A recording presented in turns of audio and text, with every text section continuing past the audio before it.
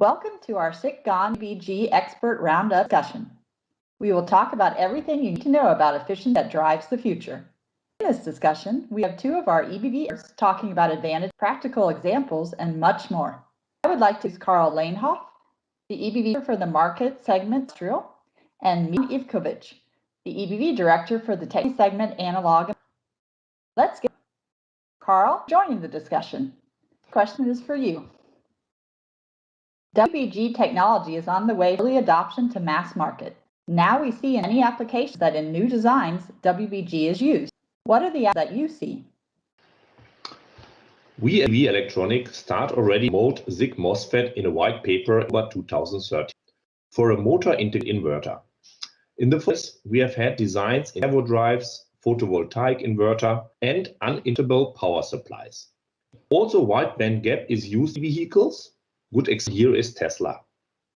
Nowadays, wide band gap makes sense in all kind of power supply inverter, like charging, wind inverter, wireless charging, and any kind of drives, not only servo drives.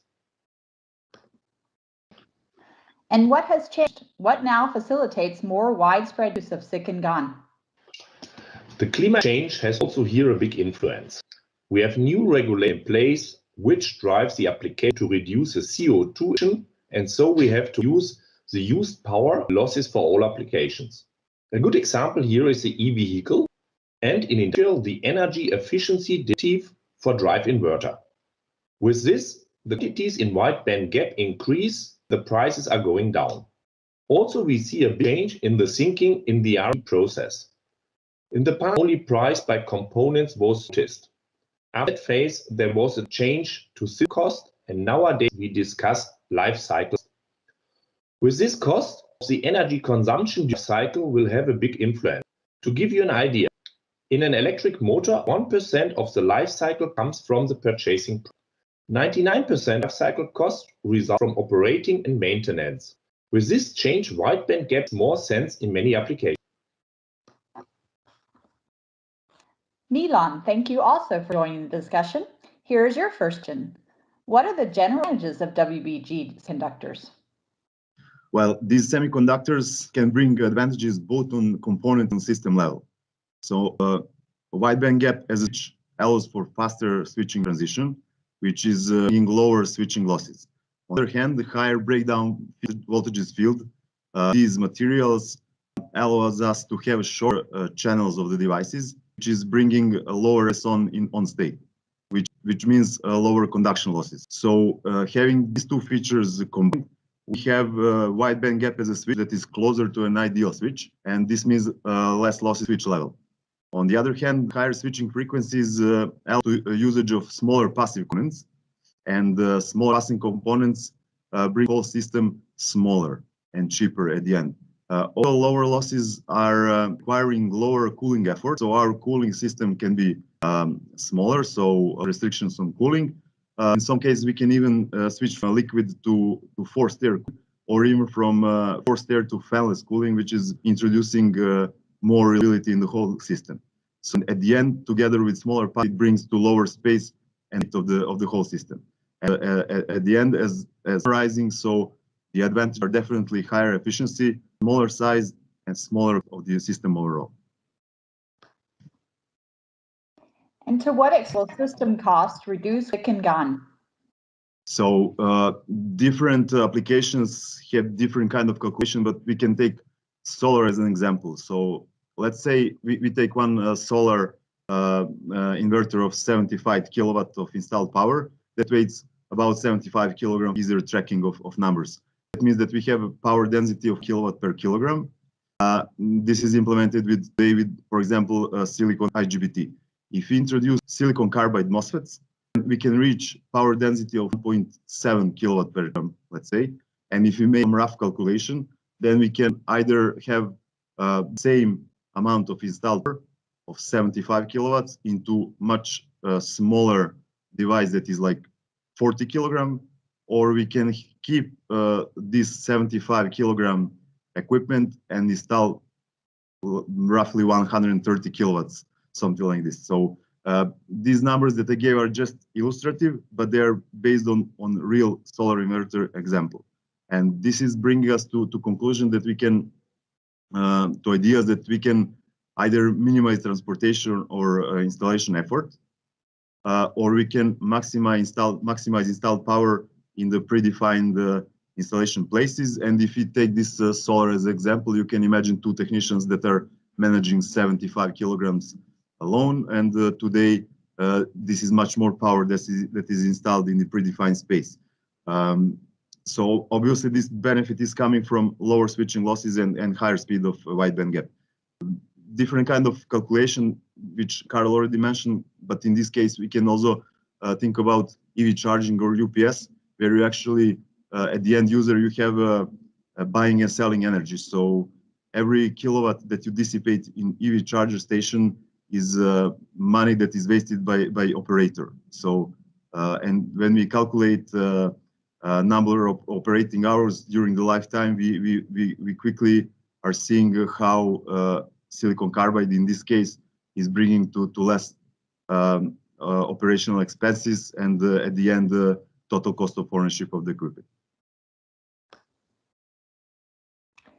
And how do SiC and GaN power electronics fundamentally differ? What are their respective advantages? Yeah, so these both have fundamental difference from silicon, that they have higher band gap voltage. They have also some other differences from silicon, but they also differ from each other in specific features.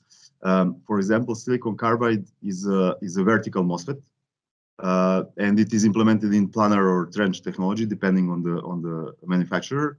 But gallium nitride is a lateral device, and it is based on high mobility 2D electron gas.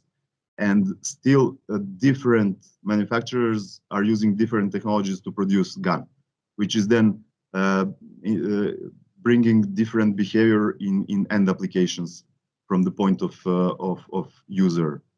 But these specific features that they have, they position them in different kind of applications. For example, silicon carbide has a much higher thermal conductivity, material itself.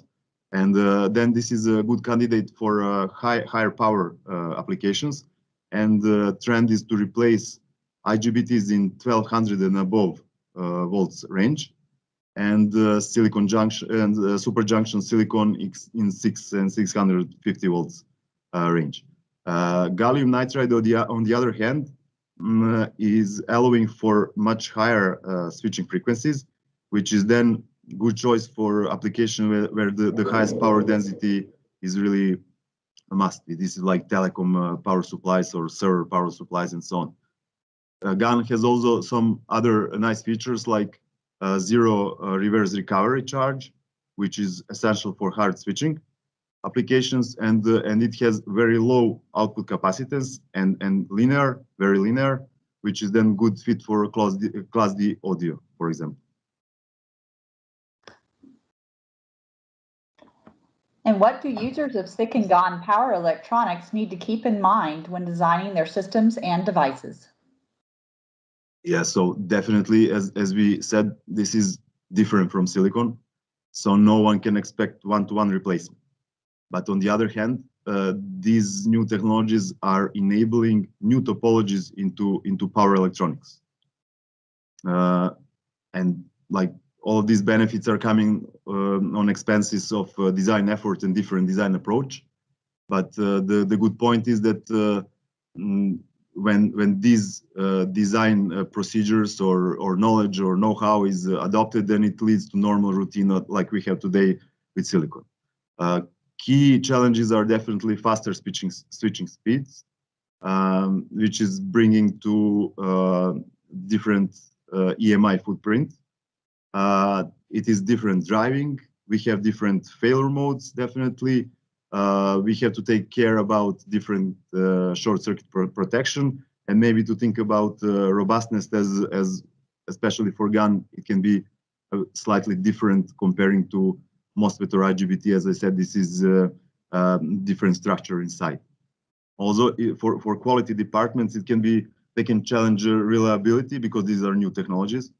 And also it can be a challenge like, okay, now we have to make different qualification tests for our end equipment. But luckily, we have a lot of solutions today to help designers. We have numerous white papers, as especially silicon carbide is on the market and in research for a while. We have application notes.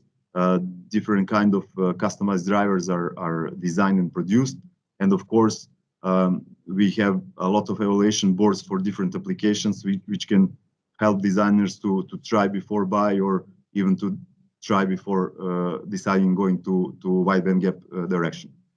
Special care here also, we have to mention that driving is different.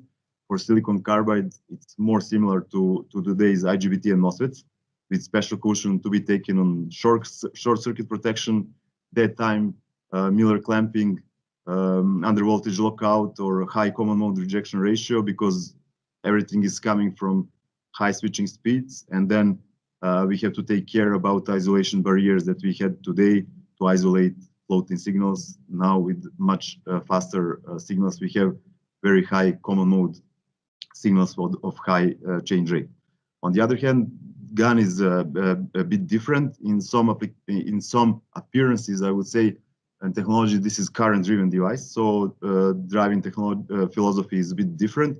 But we have also drivers that are customized for GaN driving, which is then really easing designers' job to drive GaN. We have also some GaN devices that are coming cascoded with low voltage MOSFET. Then we are driving simply a low voltage MOSFET, and GaN is driven inside. And on the top of that, we have devices that are integrating both GaN switches and GaN drivers, or even a GaN switch and flyback controller. So from outside, from the driving point of view, we don't see that the GaN is really inside. And finally, we have a lot of new packages that are designed, especially for these high-speed devices, to use the full potential of high-speed switching and to ease PCB routing, everything in a way to minimize EMI reduction, to minimize EMI generation, which is here the high switching frequencies present for sure. And Karl, back to you. Where can interested parties find information on WBG technology and available solutions? We post regular wide bandgap information in social media and on our EBV blog. Also, you'll find useful information on ebv.com. But if you are interested in the latest trends and news, you should get in touch with us. Our field application engineers are system and technology specialists and are well trained by our suppliers on all new technologies and new parts. We can answer your questions like what to use and how to use. We are aware on new parts before they are introduced to the market. In addition, we have our market segments. They know what the newest trends in the markets are, know the related application and the newest parts for that. This knowledge we transfer on regular basis to our field application engineers and account managers. Also, we organize regular webinars, seminars, and be present on fairs. Even during these times, we do all this in a virtual form.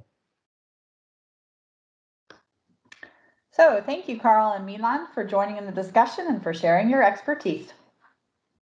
Thank you. Thank you. Bye. Bye.